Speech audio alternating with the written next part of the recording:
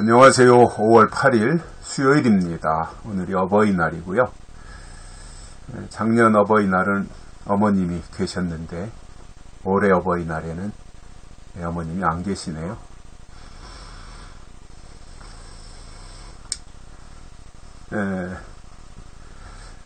부모님이 계신 분들은 오늘 부모님과 함께 행복한 시간 보내시면 좋을 것 같고요.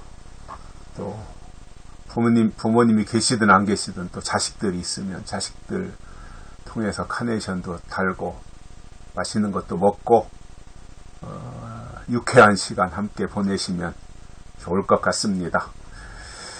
오늘은 빌립보서 3장 18절입니다. 내가 여러 번 너희에게 말하였거니와 이제도 눈물을 흘리며 말하노니 여러 사람들이 그리스도 십자가의 원수로 행하느니라. 아멘. 바울이 아마 여러 차례 강조한 그 내용이 오늘 본문에 나오고 있습니다. 바울이 그냥 강조한 것도 아니고 오늘 본문에 보니까 눈물을 흘리며 말했다는 거지요.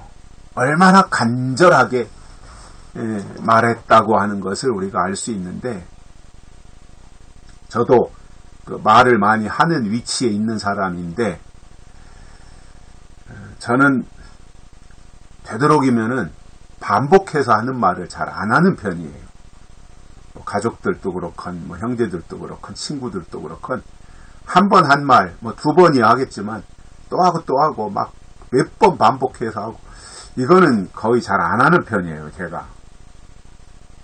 그러니까 이제, 그게 장점일 수도 있지만, 또 교육적 측면에서 보면 별로 좋은 건 아니죠. 교육하는 사람이라고 한다면, 아주 알아들을 때까지, 아주 세뇌 교육이 돼서라도, 깨달을 수 있도록 해줘야 되는 것이 맞는 것인데, 또 저는, 그러는 것을 별로 좋아하지 않고 그냥 한두 번 이렇게 이야기를 하고 넘어가는 성향이거든요. 근데 이제 바울을 보니까 계속해서 여러 번 빌립보 교회 성도들에게 말했다는 거예요. 말로도 했을 것이고 편지로도 했을 것이고요. 그리고 눈물을 흘리며 말했어요. 그만큼 어떤 절박하다 그럴까요? 아니면 꼭 그것은 중요하기 때문에 바울의 말을 듣고 돌이키라고 하는 그러한 의미도 포함되고 있을 겁니다. 오죽했으면 바울이 이렇게 했겠어요. 얼마나 중요한 부분이었으면 바울이 이렇게까지 했겠어요. 아주 중요하고 절실하고 절박한 그러한 상황 속에서 바울이 이렇게 하는 그 내용들을 이해할 수 있을 것인데, 그러면 바울이 이토록 반복해서 말하고 눈물을 흘리며 말한 그 내용이 뭐예요? 그 내용이 중요한 거잖아요. 그 내용이 뭐냐 하면 여러 사람들이 그리스도 십자가의 원수로 행하느니라 이겁니다. 십자가를 거스른다는 거예요.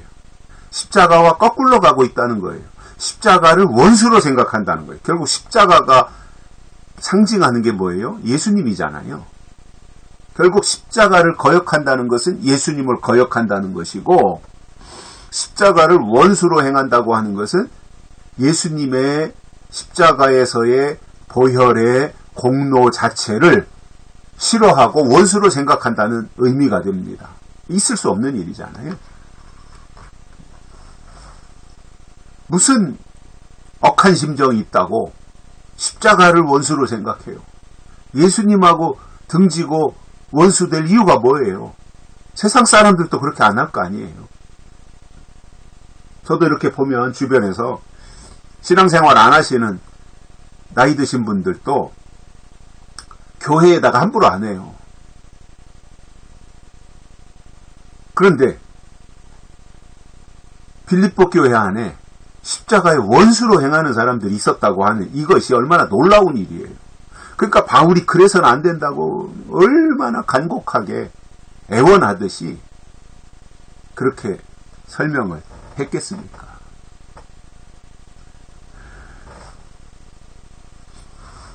우리가 하나님을 믿는다고 하는 것에 어떠한 그 원칙이라는 게 있죠. 원칙, 신앙의 원칙.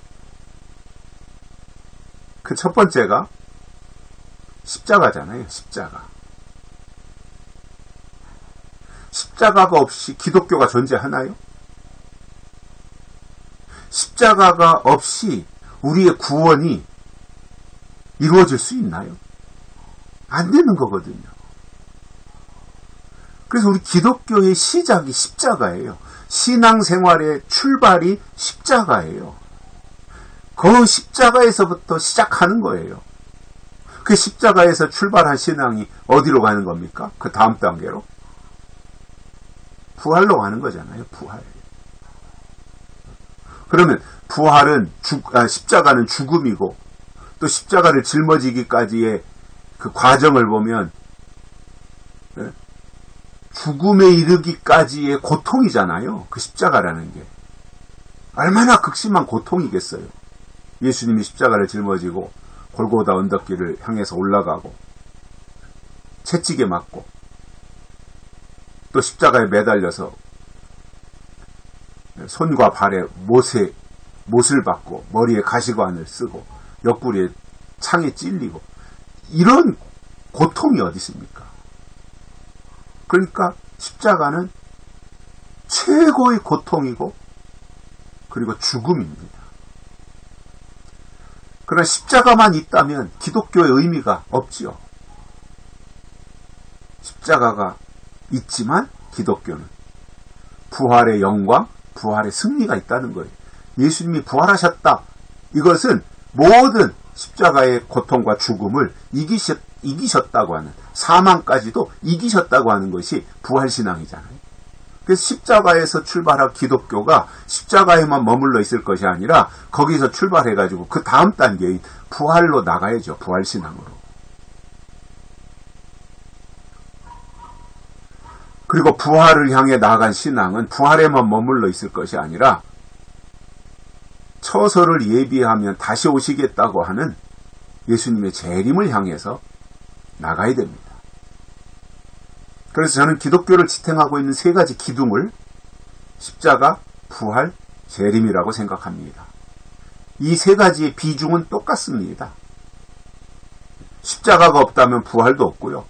부활이 없다면 재림도 없는 거죠. 결국 십자가에서 십자가 신앙은 십자가에만 머물러 있는 것이 아니라 십자가에서 출발한 십자가 신앙은 부활 신앙으로 나가야 되고 부활 신앙은 부활하셨다, 부활에만 머물러 있을 것이 아니라 부활 신앙에서 출발해서 재림 신앙을 향해서 나가야 됩니다. 이게 성장하는 신앙이고 성숙해지는 신앙이에요. 머물러 있는 것이 아니에요. 계속해서 예수님이 땅에 다시 오실 때까지 사모하는 마음으로 나아가는 것이 올바른 신앙이에요. 그런데 십자가를 원수로 생각했다. 이 사람에게 부활이 있겠어요? 부활이 없는 사람에게 재림이 있겠습니까? 어림도 없는 이야기입니다. 그래서 가장 출발점, 가장 기본이 되는 자리가 십자가 신앙이에요. 십자가 신앙. 그 십자가와 원수될 것이 아니라 십자가를 바라보며 십자가에서 하나님이 이루어 주신 우리의 구원의 은혜를 늘 생각하고 감사함으로 예수님의 재림을 사모함으로 향하여 나아가는 그것을 성경은 우리에게 요구하고 있고 바울이 그것을 우리에게 설명해주고 있는 것입니다. 여기까지 하겠습니다. 고맙습니다.